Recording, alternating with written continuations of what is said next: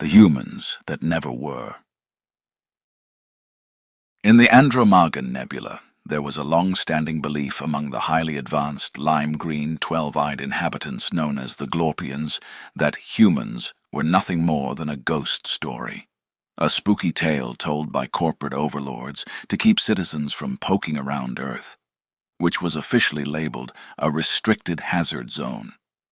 According to official Glorpian history, humans were nothing more than ethereal boogeymen invented to deter nosy alien explorers from uncovering shady corporate mining operations that had rendered Earth uninhabitable centuries ago. Humans, the story went, were these bizarre, hairless bipeds who spent most of their time arguing about things called tax brackets and pineapple on pizza, the latter of which allegedly caused wars. They were described as irrational creatures capable of creating weapons that could destroy entire planets, yet regularly tripped over their own shoelaces. Obviously, they couldn't be real. No species could be that paradoxical and survive.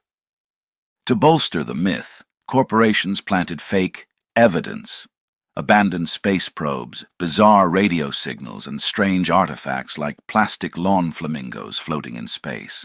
They even hired low-budget actors to dress as humans in poorly produced found footage clips.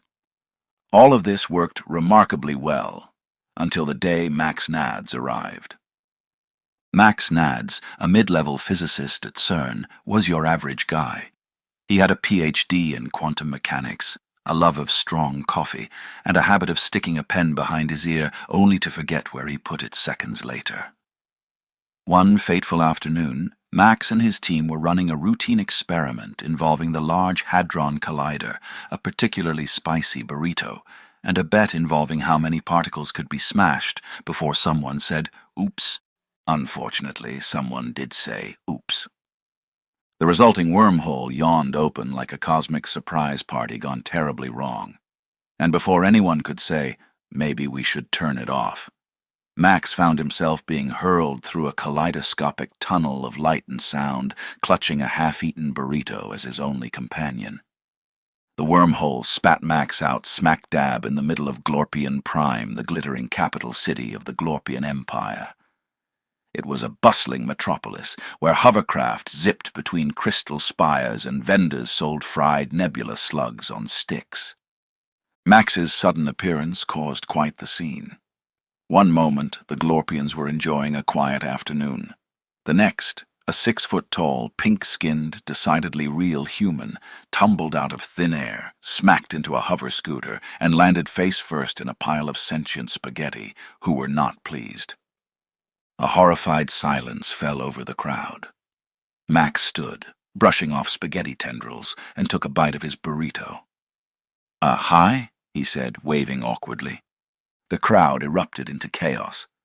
For decades, Glorpians had been taught that humans were spectral horrors designed to scare children and keep tourists from investigating corporate scandals. The idea of an actual human standing in their midst was as unthinkable as a 3-headed slug running for political office. Although that had happened once, and it was surprisingly successful. "It's a trick!" shouted one Glorpian, whose 12 eyes darted nervously. "Corporate propaganda." "It's not real. Look, he's eating some sort of tortilla ghost," another yelled. Meanwhile, Max was thoroughly confused. "Okay, this is definitely not Switzerland," he muttered, taking in the alien crowd. "Where the heck am I?" The news spread like wildfire. A real human had appeared on Glorpian Prime.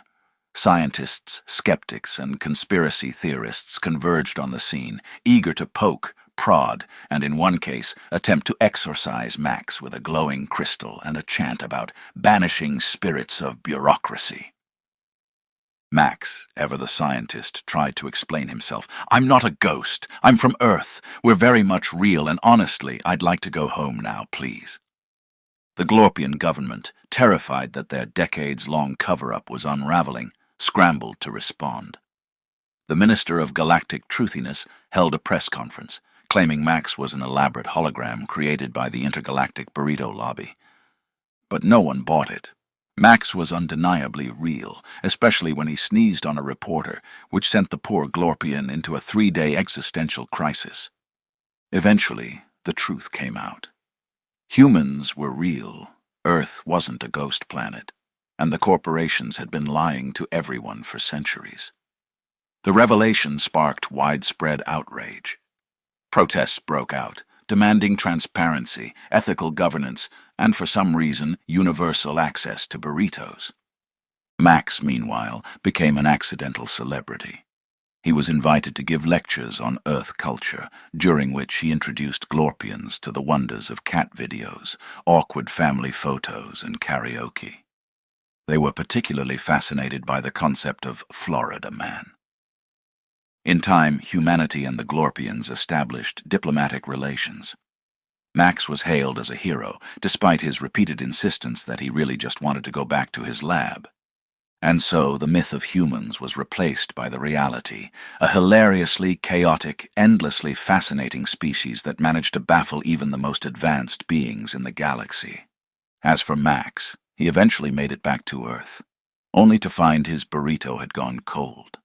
The end, or as the Glorpians say, blorptastic.